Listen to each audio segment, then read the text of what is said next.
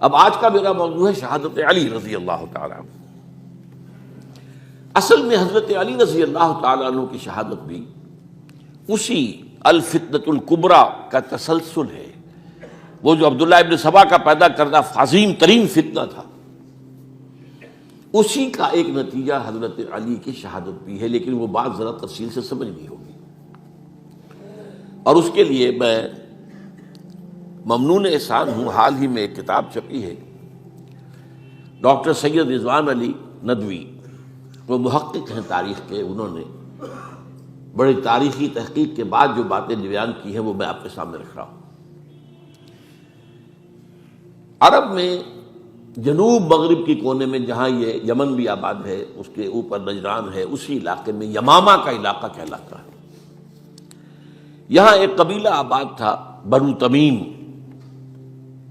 یہ جو لوگ تھے بڑے کرخت مزاج، جنگجو، اکھڑ، ضدی، اور جس بات کو ایک دفعہ مان لے اس پر اڑ جانے والے اور مر مٹنے والے۔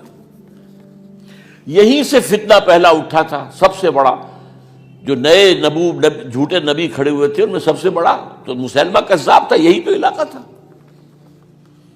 اور اس کے خلاف اس فتنے کی سرکوبی میں کتنے صحابہ، 1200 صحابہ ایک جنگ کے اندر شہید ہوئے، جن میں 500 جو ہیں وہ حفاظ تھے رضی اللہ تعالیٰ عنہ۔ تو یہ لوگ جو یہ تھے بڑے زوردار تھے۔ اس قبیلے کے بارے میں حضرت عمر رضی اللہ تعالیٰ عنہ نے ایک بڑی عجیب حکمت عملی اختیار کی، ان کو وہاں سے اکھاڑ کر اور ایران کی سرحدوں پر آباد کر دیا، اب جہاں پر جہاد ہو رہا تھا،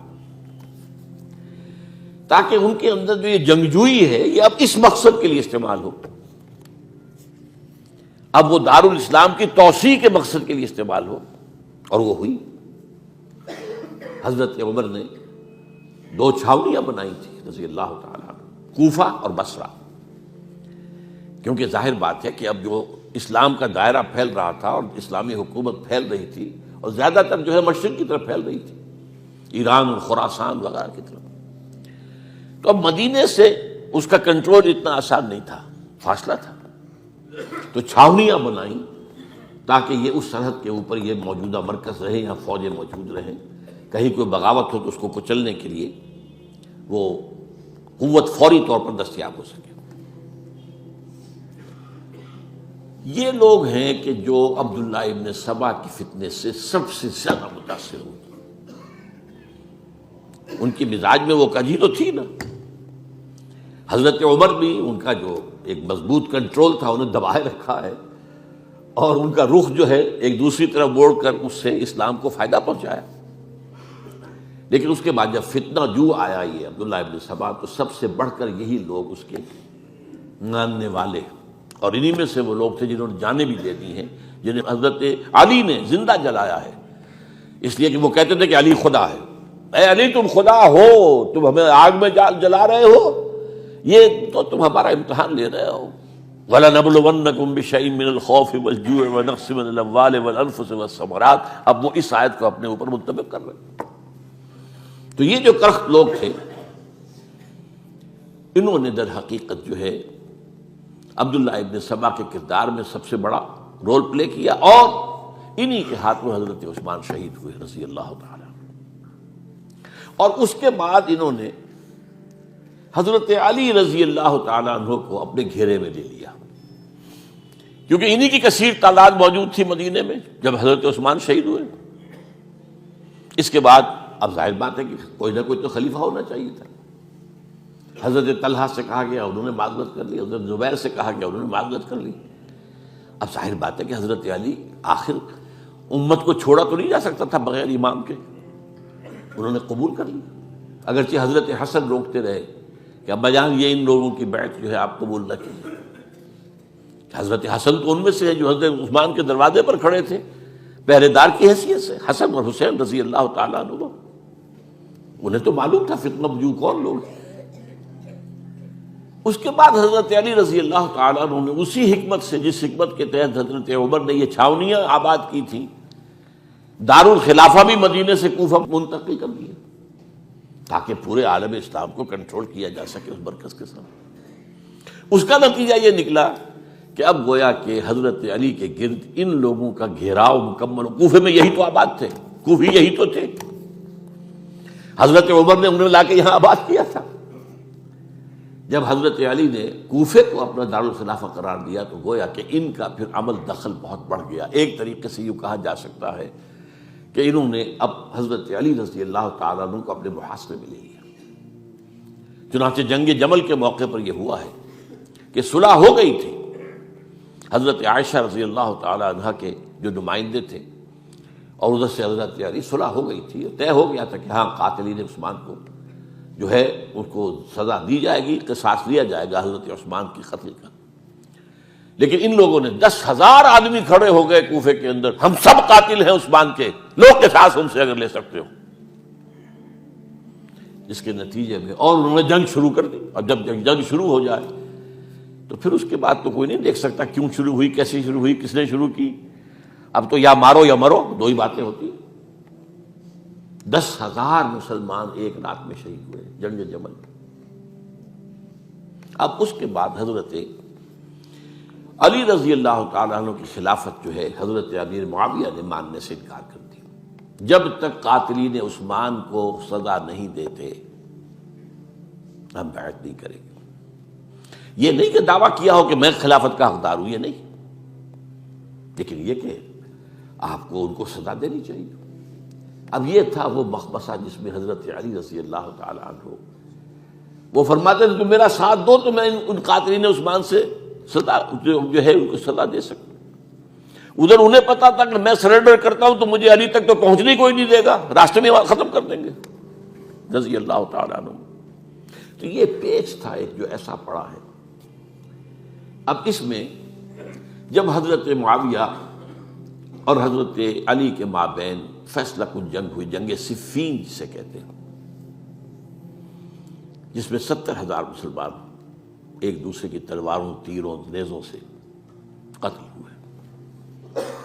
اس موقع پر حضرت معاویہ کی طرف سے ایک آفر آئی، قرآن مجید کو نیزے پر اٹھا کر لوگوں نے کہا کہ یہ خون ریزی بند کر دو، ہم قرآن کا فیصلہ ماننے کو تیار ہیں۔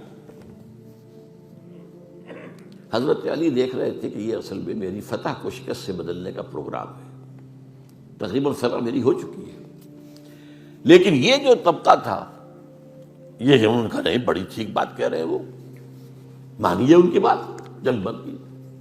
انہوں نے ہی یہی لوگ تھے جنہوں نے مجبور کیا حضرت علی کو کہ وہ تحکیم پر رضامند ہو جائے۔ اس کے بعد تحکیم میں جو معاملہ ہوا، حضرت علی حضرت عبداللہ ابن عباس کو اپنی طرف سے حکم بنانا چاہتے تھے، یہ اڑ گئے نہیں، یہ اڑ جانے والے لوگ، اور یہی اصل قوت تھے، وہاں ساری طاقت کوئی نہیں کی تھی۔ تو انہوں نے ابو موسیٰ اشعری کو اپنی طرف سے مقرر، وہ بہت نرم خو آدمی تھے، انہیں بناؤ۔ بہرحال جو بھی بات طے ہوئی، اب تاریخ کی روایتوں میں اختلاف ہو سکتا ہے، کہا یہ جاتا ہے کہ طے تو یہ ہوا تھا حکمین کے مابین، ادھر سے ابو موسیٰ اشعری، ادھر سے عمرو بن العاص رضی اللہ تعالی عنہما، کہ آپ اپنے جو کلائنٹ ہیں حضرت علی آپ انہیں معزول کر دیجئے، میں معاویہ کو معزول کر دیتا ہوں، پھر جو ہے مسلمان فیصلہ کر لیں کسی اور کی عبادت۔ انہوں نے کھڑے ہو کے کہہ دیا میں علی کو معزول کرتا ہوں، اور عمرو بن العاص نے کہا کہ میں معاویہ کو قائم کرتا ہوں۔ اب یہ ہے روایت، واللہ عالم اس میں کتنا سچ ہے کتنا جھوٹ ہے، میں کوئی مورخ نہیں ہوں، میں کوئی تاریخ کا محقق نہیں ہوں۔ اس کے بعد جو ہے اب یہ لوگ انہوں نے کہا کہ مانیے تحکیم کو، اور جب انہوں نے حضرت علی نے اس تحکیم کے فیصلے کو ماننے سے انکار کیا تو باغی ہو گئے، حضرت علی کو کافر قرار دیا، اور جا کر ایک جگہ پر حرورہ ایک جگہ تھی وہاں پر جا کے جمع ہو گئے، جتھا بندی کی بہت بڑی طاقت پر وہاں کری۔ انہوں نے طے کیا کہ علی بھی کافر ہو گیا، معاویہ بھی کافر ہو گیا، عمرو بن العاص بھی کافر ہو گئے، سب کافر ہیں۔ حضرت علی کی طرف سے ایک گئے سفیر ان سے بات کرنے کے لیے، تو انہوں نے کہا تم ہی نے تو کہا تھا کہ تحکیم کو تسلیم کرو، کہ ہاں ہم نے گناہ کیا تھا، کفر کیا تھا، ہم توبہ کی ہم نے۔ اگر علی بھی مان لے کہ میں نے مان کر کفر کیا تھا، اب میں توبہ کرتا ہوں، تو ہم ان کی بات مان لیں گے۔ اب حضرت علی اس طرح کا جھوٹ کیسے بولتے ہیں؟ انہوں نے تو کوئی کفر نہیں کیا تھا۔ بہرحال انہوں نے پھر بھی نرمی برتی کہ دیکھو اگر تم کوئی خونریزی نہیں کرو گے، فساد نہیں مچاؤ گے، تو میں تمہیں کچھ نہیں کہوں گا۔ لیکن وہ اپنی ان شرارتوں سے بعد نہیں آئے۔ تو پھر تیسری جو بڑی جنگ ہوئی ہے ان جنگوں میں، جنگ نہروان کہلاتی ہے، حضرت علی کی جنگ خوارج کے ساتھ، جس میں 4000 خارجی جو ہیں وہ قتل ہوئے۔ اور یہ بات اب آپ نوٹ کر لیجئے کہ یہ لوگ جیسا کہ اکھڑ بھی تھے لیکن اپنی بات پر ڈٹ جانے والے تھے، لیکن ساتھ ہی دیندار بھی تھے، نمازی اور روزے دار بھی تھے۔ یہ اس طرح کے لوگ نہیں تھے کہ جو فاسق اور فاجر ہو، بس یہ مزاج کا ایک ہے، جو بات دل میں بیٹھ گئی اڑ گئے۔ تو یہ اصل میں انہوں نے پھر فیصلہ کیا کہ اور تو ہمارے بس میں اب کچھ نہیں ہے، ان تینوں کو قتل کر دیا جائے، علی کو بھی اور معاویہ کو بھی اور عمرو بن العاص کو بھی۔ تو ایک جگہ ان کی سازش ہوئی، 3 آدمی معین ہو گئے، ایک ہی وقت کا طے فیصلہ ہو گیا، فلاں تاریخ کو فجر کے وقت تم جاؤ، وہ تم کوفے کی جامع مسجد میں، جب علی نماز جماعت کرا رہے ہو خنجر مارو انہیں۔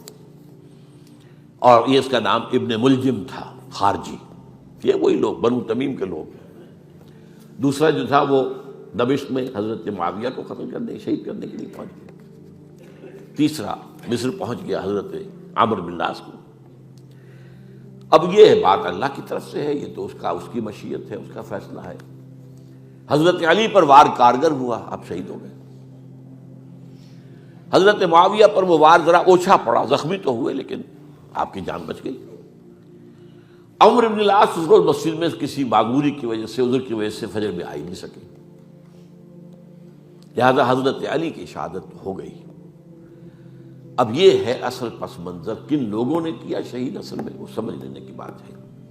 یہ خوارج نے شہید کیا، لیکن خوارج کا فتنہ سبائی فتنے ہی کا آف شوٹ ہے، اسی کے ذیل میں ہے، اسی کی ایک شاخ ہے، اسی کا ایک نتیجہ ہے۔